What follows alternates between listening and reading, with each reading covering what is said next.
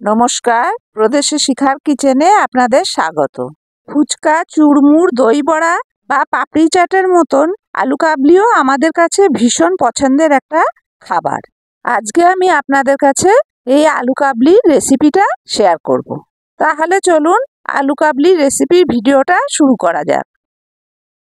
আলু কাবলি বানানোর জন্য নিয়ে নিয়েছি সেদ্ধ আলু, চোখো চোখো করে কেটে নিয়েছি এক বাটি, অঙ্কুর বেরোনো ভেজানো ছোলা, সেদ্ধ মটর, তেঁতুলের চাটনি, নুন চিনি দিয়ে এটা আমি বানিয়ে নিয়েছি, আর কাঁচা পেঁয়াজ কুচিয়ে নিয়েছি, শুকনো লঙ্কা, মৌরি, গোটা জিরে, জোয়ান শুকনো খোলায় ভেজে আমি একটা গুঁড়ো মশলা বানিয়ে নিয়েছি, আর পরিমাণ মতো চাট মশলা, বিট নুন, কুচনো লঙ্কা, কুচনো শসা, এক টুকরো লেবু আর কুচনো ধনেপাতা।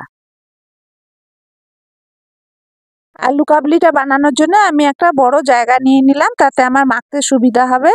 তাতে আমি আলুগুলো ঢেলে নিলাম, সেদ্ধ মটরগুলোও ঢেলে নিলাম, আর ভেজানো ছোলাগুলোও ঢেলে নিলাম। এবার দিয়ে দেবো কুচনো পেঁয়াজ, কুচনো শসা,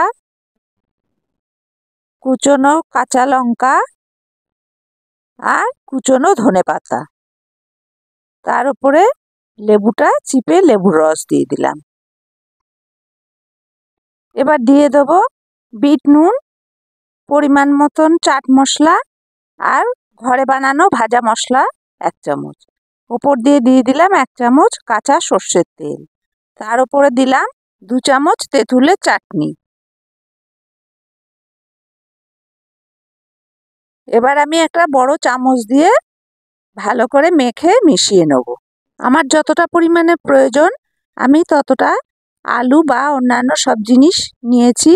ঝালটাও একটু ঝাল ঝাল হলে ভালো লাগবে। আপনারা আপনাদের পরিমাণ অনুযায়ী আলু বা সমস্ত জিনিস, ঝাল, টক, নুন সব আপনাদের হিসাব মতো দেবেন।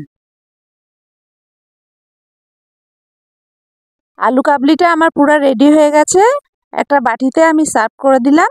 ওপর দিয়ে দিলাম 1 চামচ তেঁতুলের চাটনি আর কুচনো ধনেপাতা। তার উপরে ভুজিয়া দিয়ে সাজিয়ে দিলাম। আলু কাবলিতে ভুজিয়াটা অবশ্যই দিতে হবে, তাহলে খেতে ভালো লাগবে, তা না হলে অসম্পূর্ণ থেকে যাবে। এই টক টক ঝাল ঝাল আলু কাবলি আপনারা বিকেলে বা সন্ধ্যাবেলা খাবেন, খুবই ভালো লাগবে। আর আমার এই আলু কাবলির রেসিপি ভিডিওটা কেমন লাগলো অবশ্যই কমেন্ট করে জানাবেন। ভালো লাগলে লাইক করবেন, শেয়ার করে দেবেন আর আমার চ্যানেলটা সাবস্ক্রাইব করে দেবেন। ভালো থাকবেন, আবার ফিরে আসবো নতুন একটা ভিডিও নিয়ে।